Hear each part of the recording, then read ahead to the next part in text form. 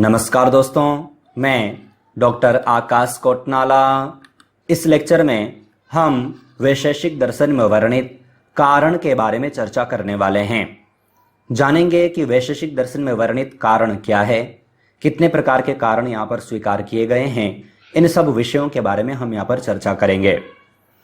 वैशेषिक दर्शन का परिचय जब हमने जाना था तो वहाँ पर मैंने आपको बताया था कि वैशेषिक दर्शन में वर्णित कारण एक मुख्य सिद्धांत है।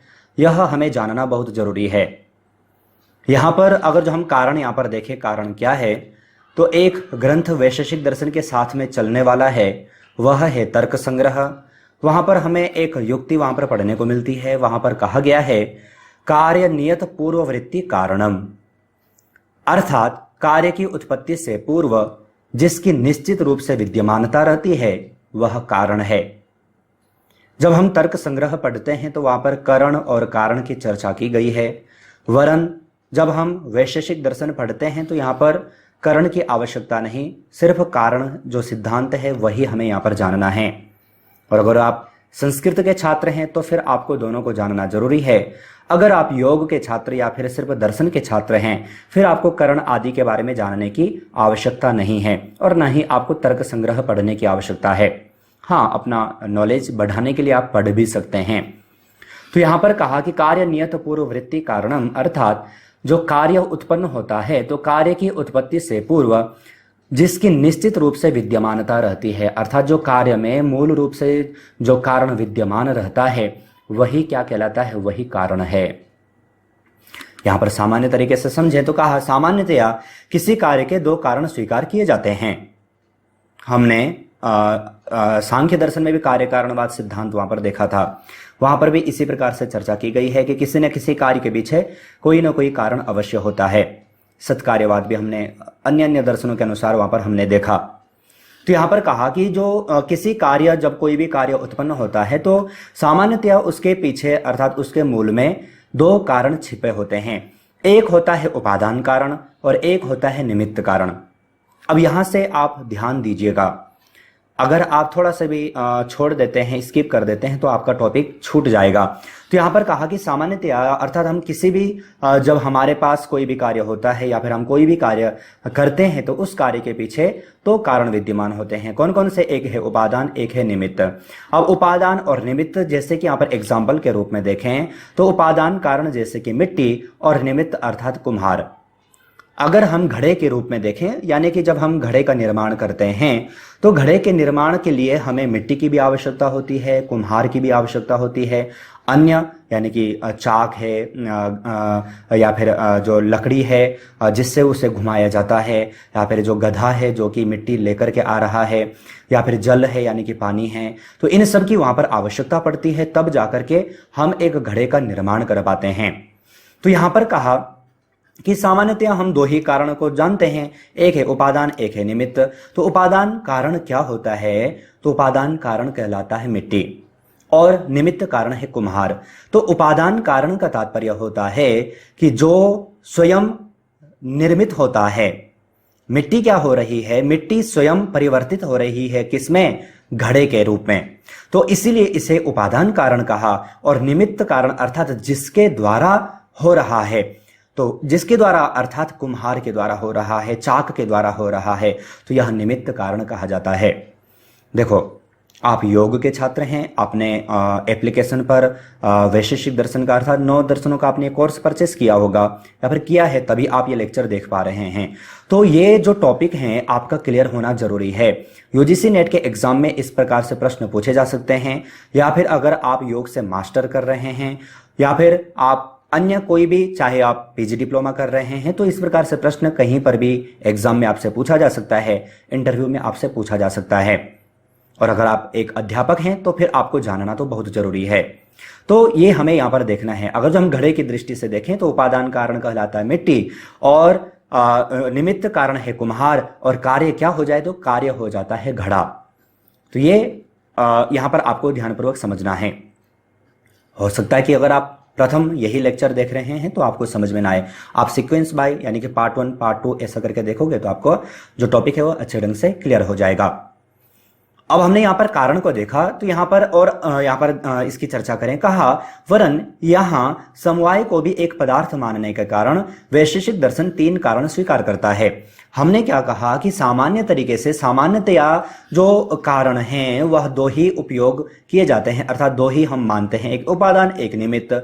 लेकिन जो वैशेषिक दर्शन है, वैशेषिक दर्शन में हमने देखा था कि समवाय जो कि सप्त पदार्थ के अंतर्गत एक क्या है, पदार्थ है। तो कहा कि जब हम वहां पर जो समवाय जो पदार्थ है उसे हम वैशेषिक दर्शन में स्वीकार कर रहे हैं, तो इस कारण से यहां पर जो कारण होते हैं वह 3 हो जाते हैं। अब यहां पर जो समवाय क्या था, तो समवाय मैंने आपको बताया था कि एक पदार्थ है, तो वहां पर समवाय संबंध और संयोग संबंध मैंने आपको बताया था। समवाय संबंध यानी कि एक के रहते हुए दूसरा विद्यमान हो, यानी कि एक को अगर जो हम हटाते हैं तो दूसरा भी खंडित हो जाता है, ये समवाय संबंध और संयोग संबंध हमने बताया था कि संयोग संबंध कहा जाता है कि जहां पर जैसे कि हम कॉपी से पेन से हम कॉपी पर लिख रहे हैं तो कुछ देर के लिए संयोग है, या फिर हम नाव के माध्यम से हम नदी पार कर रहे हैं तो वह संयोग संबंध कहलाता है, वो हमने पदार्थ के अंतर्गत जाना है। तो समवाय को भी यहां पर एक पदार्थ स्वीकार किया गया है, इसलिए जो यह वैशेषिक दर्शन है यह 3 कारण स्वीकार करता है। यह आपको नोट करना होगा कि वैशेषिक दर्शन में वर्णित कारण कितने हैं, तो ये आपको ध्यानपूर्वक समझना है। यहां पर मैंने आपको एक डायग्राम यहां पर दिया है, आप इसे नोट कर लेंगे। जो कारण है वैशेषिक दर्शन में, समवाय कारण है, असमवाय कारण है और निमित्त कारण है। ध्यान दीजिएगा, समवाय मैंने आपको बताया ना, समवाय यहां पर एक पदार्थ है, इसलिए इसको भी यहां पर स्वीकार किया गया है वही, लेकिन इसे अन्य नाम से जाना गया है। आगे हम इसको जब हम इसका अर्थ जानेंगे तब आपका यह टॉपिक क्लियर हो जाएगा। तो ध्यान दीजिएगा, कारण वैशेषिक दर्शन में 3 हैं, समवाय, असमवाय और निमित्त। अब हम यहां पर तीनों को यहां पर जानेंगे कि समवाय कारण किसे कहते हैं, असमवाय कारण किसे कहते हैं, निमित्त कारण किसे कहते हैं, और हम तीनों को एग्जाम्पल के साथ में यहां पर समझने वाले हैं। तो प्रथम हम यहां पर जान लेते हैं समवाय कारण। तो समवाय कारण, जैसे कि आप अभी मैंने आपको बताया भी, कहा कि समवाय कारण वह है जिसमें समवाय संबंध से कार्य उत्पन्न हुआ हो। कोई भी कार्य अगर जो हम उत्पन्न करते हैं, कोई भी कार्य हमारे समक्ष उत्पन्न हुआ है, तो कहा कि अगर जो समवाय संबंध से कोई कार्य उत्पन्न हुआ है तो वहां पर समवाय कारण विद्यमान होता है। कहा यह नित्य संबंध होता है। कैसे, तो एग्जाम्पल यहां पर इन्होंने दिया है, जैसे घड़े में मिट्टी का होना समवायी कारण है। तो हमने मिट्टी के द्वारा घड़े का निर्माण किया, तो वही मिट्टी क्या है, वह उपादान कारण है, जो कि हमने पहले भी देखा था। वही किस रूप में, अर्थात वही मिट्टी घड़े के रूप में बन रही है, तो इसी को यहां पर समवायी कारण कहा। अगर आप मिट्टी को हटा दोगे तो घड़ा विद्यमान नहीं होगा, घड़ा टूट जाएगा। तो यहां पर हमने, यहां पर जब मैंने आपको बताया था समवाय संबंध, जब मैंने आपको बताया था पदार्थ के अंतर्गत, तो वहां पर हमने इसको अच्छे ढंग से जाना था। तो ध्यान दीजिएगा, पुनः रिपीट कर दूं, समवाय कारण वह कारण होता है जहां पर किसी भी कार्य की उत्पत्ति समवाय संबंध के द्वारा होता है।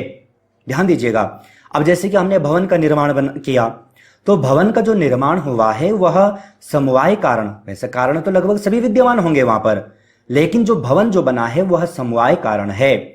क्योंकि अगर आप उसमें से मिट्टी को अलग करोगे, चूने, पत्थर इत्यादि जिसके द्वारा भी हमने भवन बनाया है, अगर हम ईंट को अलग कर दें तो क्या भवन बचेगा? नहीं बचेगा। तो यहां पर ध्यान दीजिएगा, इसीलिए यहां पर कहा कि ऐसा जो कारण होता है उसे समवायी कारण कहा जाता है। ध्यान दीजिएगा, कहा दूसरे दर्शन इसी को उपादान कारण कहते हैं। किसको? समवायी कारण को। तो समवायी कारण जो कि अन्य दर्शनों में उपादान कारण के नाम से जाना जाता है, वैशेषिक दर्शन इसे समवायी कारण के नाम से जानता है। समवायी कारण क्यों कहा जाता है? क्योंकि यहां पर जो कार्य की जो उत्पत्ति होती है वह समवाय संबंध के द्वारा ही उत्पत्ति होती है, इसलिए इसे समवायी कारण कहा जाता है। आशा है ये टॉपिक आपका क्लियर हो चुका होगा। अब हम यहां पर दूसरा जो कारण देखेंगे वह है असमवायी कारण। तो असमवायी कारण क्या है? कहा जो समवाय संबंध से समवाय कारण में रहता हो। ध्यान दीजिएगा, समवाय संबंध से जो समवाय कारण में रहता हो तथा समवाय कार्य का जनक हो, समवाय कार्य का जनक हो, वह असमवायी कारण कहा जाता है। एग्जाम्पल यहां पर आप देखें तो एग्जाम्पल से आपको समझ में आएगा। जैसे कि कपड़े में तंतुओं का रंग, तो कपड़ा क्या है? कार्य है। कैसा है? समवायी संबंध के द्वारा, क्योंकि तंतुओं के द्वारा तो हमने कपड़े को बनाया है। अगर आप एक एक तंतु को अलग करेंगे तो क्या कपड़ा बचेगा? नहीं बचेगा। वही समवायी संबंध है। तो जब कपड़े के द्वारा अर्थात तंतुओं के द्वारा हमने कपड़े का निर्माण किया, लेकिन वहां पर अगर जो हम अलग अलग तंतुओं को अलग अलग रंग दे देते हैं तो वह कपड़ा भी कैसा हो जाता है? रंगीन हो जाता है, अलग अलग रंगों से युक्त हो जाता है। इसीलिए यहां पर कहा कि जो समवायी संबंध से समवायी कारण में रहता है, समवायी संबंध से समवायी कारण में विद्यमान रहता है तथा समवायी कार्य का वह क्या होता है? जनक होता है। यही क्या है? असमवायी कारण है। तो ये आपको यहां पर असमवायी कारण को यहां पर जानना है। देखो एग्जाम्पल अगर जो आपका तैयार हो जाएगा, एग्जाम्पल अगर जो आप किसी भी टॉपिक का अगर जो आप याद कर लेते हैं तो आपका जो टॉपिक है वह क्लियर हो जाता है। तो समवायी कारण, असमवायी कारण आप यहां पर जान चुके हैं। अन्य यानी कि जो तीसरा जो कारण है वैशेषिक दर्शन में वह है निमित्त कारण। अब निमित्त कारण को यहां पर जैसे कि अभी हमने पूर्व में भी चर्चा की थी, तो निमित्त कारण क्या है? कहा जो किसी कार्य के सहकारी हो, जिसके बिना कार्य उत्पन्न न हो सके, उसे निमित्त कारण कहा जाता है। देखो आपने गीता में भी तो निमित्त कारण शब्द सुना है ना। भगवान श्री कृष्ण अर्जुन को क्या कहते हैं कि अर्जुन तुम यह जो युद्ध कर रहे हो या फिर जो तुम युद्ध करने के लिए मैं आपको जो कह रहा हूं, आपको तो एकमात्र निमित्त बनना है। कार्य तो मैं ही करने वाला हूं, आपको तो निमित्त कारण बनना है। अर्जुन को भगवान श्री कृष्ण बार बार जब इस प्रकार से उपदेश देते भी हैं तो अर्जुन समझता भी है, और समझने के कारण वहां पर आपने देखा कि कितना विशाल युद्ध भी होता है और युद्ध जीत भी जाते हैं। लेकिन वह किसके द्वारा? अर्जुन अकेले नहीं जीत पाते। अगर जो भगवान श्री कृष्ण अर्जुन के साथ नहीं होते तो अर्जुन नहीं जीत पाते। तो यहां पर अर्जुन क्या है? युद्ध जीतने में निमित्त कारण है।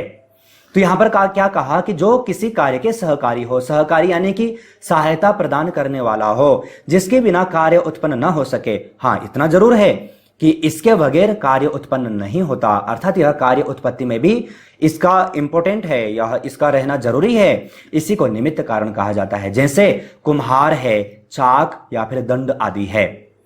जैसे कि हमने कहा कि मिट्टी के द्वारा हम घड़े का निर्माण कर रहे हैं, तो मिट्टी हो जाएगा उपादान कारण। हमने लाल कलर का घड़ा बनाया या फिर हमने काले कलर का घड़ा बनाया तो वह क्या हो जाएगा? रंग क्या हो जाएगा? असमवायी कारण हो जाएगा। और उस घड़े के निर्माण में जो कुम्हार लगा था, जिसने वह घड़ा बनाया, या फिर जिस चाक दंड पर वह रखा गया, तो वह सब क्या है? वह सब है निमित्त कारण।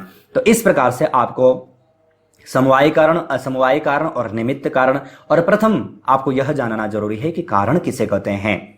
तो इतना ही आपका वैशेषिक दर्शन में यह कारण है।